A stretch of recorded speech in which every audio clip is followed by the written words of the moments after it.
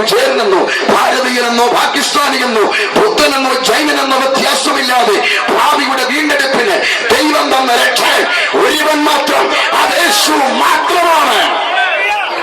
രാത്രി സുഹൃത്തേ, ഇതാണ് നിന്നോടുള്ള നിർണായക ആലോചന. നിന്റെ ജീവിതം വഴിമുട്ടിയായിരിക്കും വന്നത്, പക്ഷെ ഇന്ന് രാത്രി ഞാൻ പരിചയപ്പെടുത്തുന്ന യേശു നിന്റെ ജീവിതത്തെ മാറ്റിമറിക്കാൻ ശക്തനാ. ഒരവസരം ഒന്ന് കൊടുത്തു നോക്ക്. ഞാൻ പറയുന്നത് ഒരു ജാതിയുടെ പേരല്ല, ഒരു മതത്തിന്റെ അല്ല, ക്രിസ്തു എന്ന പാപിയുടെ മോചകനെ കുറിച്ചാ. ഇന്ന് രാത്രി ഇന്ന് ഏത് മതത്തിലാകട്ടെ, ഏത് ജാതിയിലാകട്ടെ, നിന്റെ വീണ്ടെടുപ്പിന്റെ പ്രക്രിയയ്ക്ക് വേണ്ടി സ്വർഗത്തിൽ നിറങ്ങി വന്ന ഒരേ ഒരു മാർഗം, അതാണ് എന്റെ യേശു. ഇന്ന് രാത്രി ആ യേശുവിന്റെ ചാൻസ് കൊടുത്തു നോക്ക്, നിന്റെ ജീവിതം മാറി മറിയും. ആമേൻ, സ്തോത്രം. എല്ലാ വഴികളും അടഞ്ഞ മുക്കുവനായ പത്രോസ് ഉണ്ടല്ലോ, ഒരു പ്രഭാതത്തിൽ ശൂന്യമായ പടകം വലയമായി നിൽക്കുമ്പോൾ യഹൂദ മണൽ വിരിച്ച വിരിവാളിൽ കൂടെ യേശു നടന്നു വന്ന് അരികത്ത് വന്നിട്ട് ചോദിച്ചു, പടക കലവിട്ട് അല്പം നീക്ക്. ആ വാക്കിന്റെ മുമ്പിൽ ആമേൻ, സ്തോത്രം, ശീമോൻ പത്രോസ് എന്ന മുക്കുവനുണ്ടല്ലോ, പഠിച്ചതിന്റെ അറിവുകളും ചിന്തകളും ഒക്കെ മാറ്റിവെച്ചിട്ട് ആ വാക്കിന്റെ മുമ്പിൽ ചെവികൊടുത്തു. പടകൽപ്പം നീക്കി ഇരിപ്പാനൊരിടം യേശുവിന് ഒരുക്കി കൊടുത്തു. 30 കൊല്ലം കാണാത്ത ശൂന്യത കണ്ട അവന്റെ രാത്രി, അവന്റെ വേദനയുടെ രാത്രി ഒറ്റ പ്രഭാതം കൊണ്ട് മാറ്റിമറിച്ച് അവന്റെ ജീവിതത്തെ പടകിനെ നിറച്ച യേശു ഇന്ന് രാത്രി നിന്റെ പ്രശ്നങ്ങളെ പരിഹരിക്കാൻ ഇവിടെ വന്നിട്ടുണ്ടെന്ന്. നിന്റെ സാമ്പത്തിക പ്രതിസന്ധി, കടം നിന്റെ വലയ്ക്ക് മുകളിൽ കയറിയിട്ടുണ്ടായിരിക്കാം, ബിസിനസ് തകർന്നിട്ടുണ്ടായിരിക്കാം. യേശുവിന് ചാൻസ് കൊടുക്ക്. അവൻ നിന്റെ കുടുംബത്തെ, നിന്റെ ഗതിയെ മാറ്റിമറിക്കാൻ ശക്തന. യേശുവിന് നിന്നെ ആവശ്യമുണ്ട്. എല്ലാ വഴിയും അടങ്ങിയിരിക്കും. പക്ഷെ പത്രോസ് യേശുവിന് ഈ പടം കൊടുത്തു. ജീവിതം മാറിയെങ്കിൽ നീ വ്യക്തികളെ നോക്കണ്ട, യേശുവിന് ഇന്ന് രാത്രി ചാൻസ് കൊടുക്ക്. ഗതിയെ ദൈവം മാറ്റിമറിക്കും. ഒരു സ്തോത്രം, പൊട്ടക്കഴുത, ആ കഴുത അടിച്ചുകൊണ്ട് വന്ന് വസ്ത്രം പിരിച്ച് യേശുവിന് ഇരിക്കാൻ ആ കഴുത ഒരു അവസരം കൊടുത്തപ്പോഴുണ്ടല്ലോ, അർഹിക്കാത്ത ഗതി ആ കഴുതയ്ക്ക് വേണ്ടി ഒരുക്കപ്പെട്ടെങ്കിൽ തകർന്നതിന്റെ ഭാവി. ദോഷങ്ങൾ, ചൊവ്വാദോഷമോ ഏതെങ്കിലും ദോഷമോ പറഞ്ഞ് നിന്റെ തലമുറയുടെ ഭാവി നടക്കാതെ അടഞ്ഞായിരിക്കും നിൽക്കുന്നത്. എത്ര പഠിച്ചിട്ടും ജയിക്കാൻ കഴിയുന്നില്ല.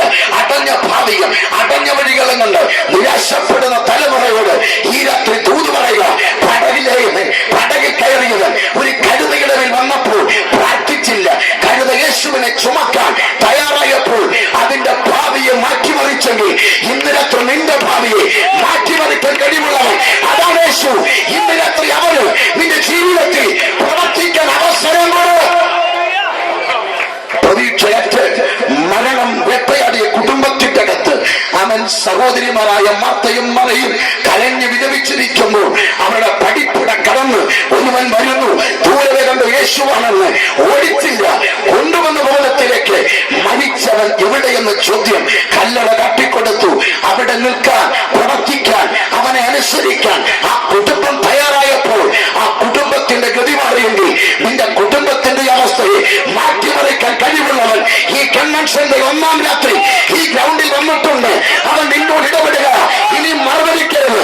ഇത് നിന്റെ ലാസ്റ്റ് ചാൻസാ. ഇനി ഒരു അവസരമില്ല. ഇന്ന് രാത്രി മടങ്ങിവോ. നാളെയൊന്ന് മാറ്റിവെക്കരുത്. മടങ്ങി പോകുന്നേ. സ്തോത്രം. ഭാവിയുടെ വിമോചകനാണ് എന്റെ യേശു.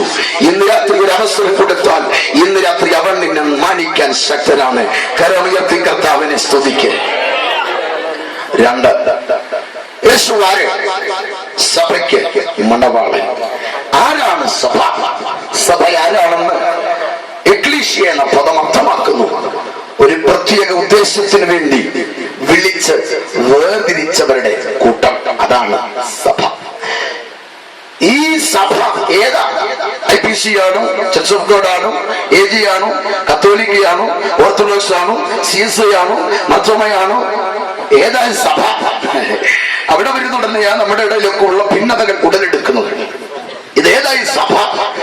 രക്ഷിക്കപ്പെട്ടവരുടെ കൂട്ടം സഭ. ഏതായി രക്ഷിക്കപ്പെട്ടത്? വിശുദ്ധ ബൈബിൾ ഇങ്ങനെ പറയുന്നു.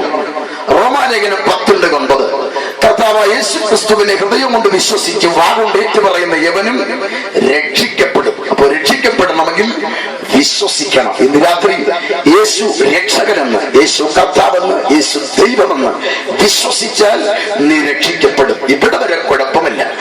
ഇനിയും ഇവിടം കൊണ്ട് പൂർണ്ണമാകുമോ? ഇല്ല.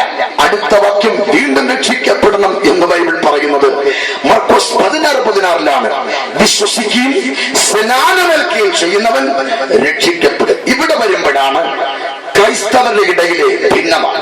ചിലര് പറയുന്നു കൊടിയുടെ കീഴിൽ കൂടെ പോയാൽ മതി, വേറെ ചിലര് പറയുന്നു മുങ്ങണം, വേറെ ചിലര് പറയുന്നു കളിച്ചാൽ മതി, വേറെ ചിലർ ഇതൊന്നും വേണ്ട, ആവശ്യമെങ്കിൽ ആവാം. ഏതാ വേണ്ടത്? ഇന്ന് രാത്രിയിൽ കൊടിക്കാരെയൊക്കെ വിടാം. ഏതാ സ്നാനം? ബൈബിൾ പറയുന്നു വിശ്വസിക്കുക, സ്നാനമേൽക്കുക. എന്താണ് സ്നാനം? കേൾക്കുക. സ്നാനത്തെ കുറിച്ച് ബൈബിൾ പറയുന്ന പദം ഇങ്ങനെയാണ്. സ്നാനത്തെ കുറിച്ച് ബൈബിൾ വ്യക്തമാക്കുന്ന അർത്ഥം ബാപ്റ്റിസം, ബാപ്റ്റിസ്മോ എന്നീ പദങ്ങൾ അർത്ഥമാക്കുന്നു നീരാട്ടം, മുങ്ങിക്കുളി എന്ന അർത്ഥമാണ്. അതിന്റെ അർത്ഥം മുങ്ങിക്കുളിയാണ് സ്നാനം. അപ്പൊ ചിലർ പറയുന്നുണ്ട്, അപ്പൊ പിന്നെ ഞങ്ങള് തളിച്ചവരാ, മാമോദിസ എന്ന ലാറ്റിൻ പദത്തിന്റെ അർത്ഥവും മുങ്ങിക്കുളി എന്ന് തന്നെയാണ്. ഇത് കേൾക്കുമ്പോഴാണ് ഇതര ക്രൈസ്തവ സഹോദരങ്ങൾക്ക് ഒരല്പം വേദന ഉണ്ടാകാം. എങ്കിലും ഞാൻ ഇനി പറയുന്ന കാര്യങ്ങൾ എന്നെ കേൾക്കുന്ന ക്രൈസ്തവ സുഹൃത്തുക്കൾ എഴുതിയെടുത്തിട്ട് നിങ്ങൾ ചോദിക്കേണ്ടവരോട് ചോദിക്കണം, ആർക്കാ അബദ്ധം പറ്റിയതെന്ന്. കേൾക്കുക. ഏതായി സ്നാനം? സ്നാനത്തെ